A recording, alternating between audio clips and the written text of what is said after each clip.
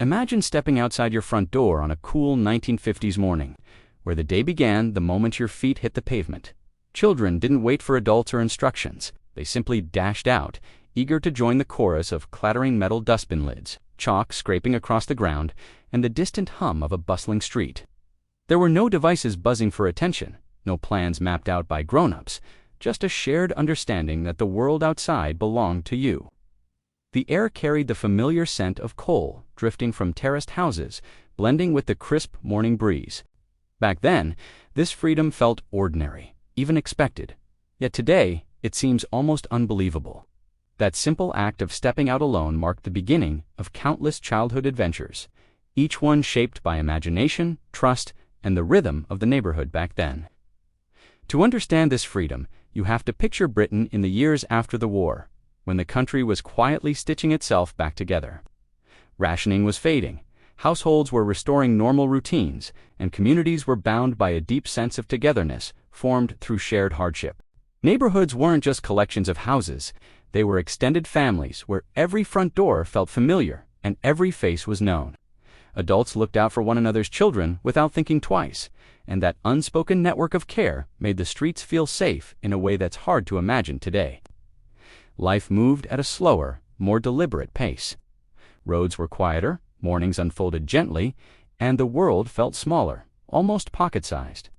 Because of that closeness, children were trusted to explore, play, and learn through simple adventures.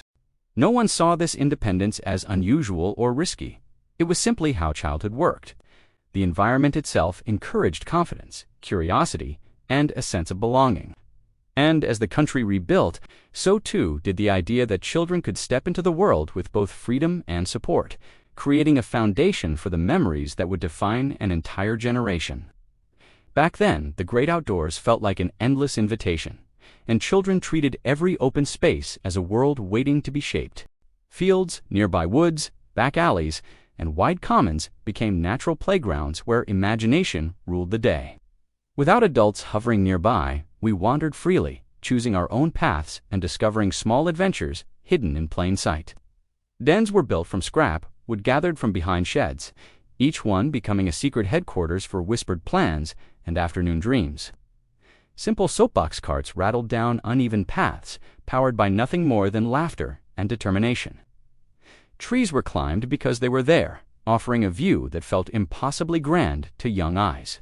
There were no scheduled activities, no sign-up sheets, and no specialized equipment. Helmets weren't lined up by the door, and nobody organized our afternoons for us. The joy came from inventing games on the spot, using whatever we could find to turn an ordinary patch of grass into something magical. Today, childhood often follows careful routines and time slots, but in the 1950s, spontaneity shaped who we became. Those unscripted hours built confidence, creativity, and a quiet sense of independence that stayed with us when we came home.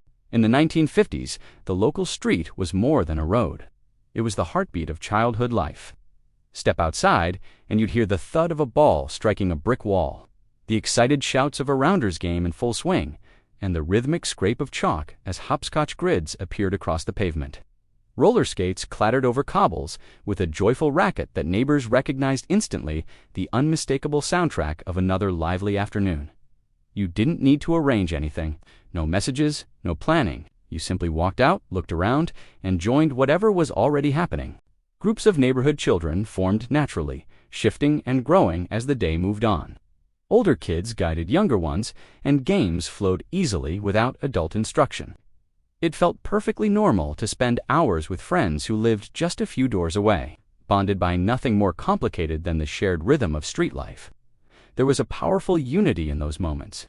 An entire street acted like an extended family, with every home offering familiarity and every face carrying a sense of trust. That simple togetherness gave childhood a warmth that's hard to replicate today, and it laid the foundation for memories that would last a lifetime. One of the most defining features of 1950s childhood was an unwritten rule so ordinary that no one questioned it. Be back before tea. You wouldn't believe how normal this was back then. There were no reminders, no check-ins, and certainly no fixed plans, just a shared understanding that the day was yours until the light began to fade. Parents trusted their children's instincts, their judgment. and the simple street sense learned from spending hours outdoors. It wasn't a lack of concern. It was confidence in a world where neighbors watched out for one another. As the afternoon wore on, familiar signals hinted that playtime was drawing to an end. The clatter of enamel plates being set for tea echoed from open windows, and mums leaned out of back doors calling names with voices that traveled down the street. The sky dimmed gently, and children instinctively knew it was time to race home, feet pounding the pavement in a final burst of energy. Reaching the doorway felt like crossing a finish line, cheeks flushed, pockets full of treasures, stories ready to spill out before the evening settled in. It was a rhythm of life that shaped childhood without ever needing to be spoken aloud. There was a special kind of thrill in holding a few pennies in your hand, knowing exactly where you were going the moment they touched your palm. The local corner shop was the center of countless childhood adventures, its shelves lined with novelty sweets, retro snacks, old-fashioned toys, trading cards, and jars of marbles that sparkled like tiny treasures. Even the smallest amount felt enormous in the 1950s, enough to turn an ordinary day into something quietly exciting. Walking to the shop alone wasn't a worry. It was a milestone, a gentle step toward independence that every child looked forward to. Push open the wooden door, and a tiny bell chimed overhead, releasing the familiar scent of paper bags and warm counters. You'd stand there choosing carefully, stretching your pennies further than seemed possible, debating between a handful of colorful treats or a new marble for your growing collection. The shopkeeper often knew your name, adding to the feeling that the whole experience belonged to the neighborhood. Heading home with your small bag felt like carrying treasure. These simple purchases weren't just snacks or toys, they were tiny lessons in choice, confidence, and independence, and they made childhood feel wonderfully, beautifully big. Looking back, it becomes clear why these freedoms mattered so deeply. They shaped us long before we realized it, building resilience through scraped knees and small challenges, sparking creativity through games we invented ourselves, and strengthening friendships forged in shared adventures. Independence wasn't something we were given. It was something we grew into naturally, one afternoon at a time. Back then, your childhood world was only as big as your street, but it felt endless. Today's world brings structure, guidance, and a strong sense of safety, and those things certainly have their place. Yet in gaining them, we've lost a little of the spontaneity that once defined childhood. Days are planned, routines are managed, and exploration often comes with reminders and boundaries. What we had was different. A gentle trust that children could discover the world for themselves.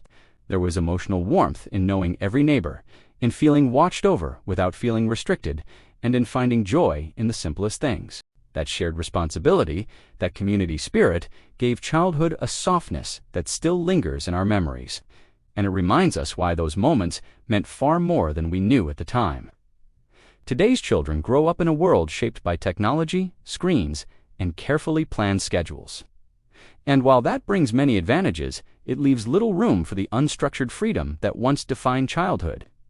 Yet the spirit of those 1950s days still lingers in our memories, a reminder of what it felt like to explore, imagine, and belong to a community that quietly looked out for you. Reflecting on those times encourages us to reconnect with simpler joys, even in small ways. And as we share our memories, we're reminded that the past doesn't just sit behind us. It shapes who we are and what we hope to pass on. If you enjoyed this journey, tap the video on your screen. It's a fascinating look at how quickly childhood changed. And don't forget to subscribe for more nostalgic British stories every week.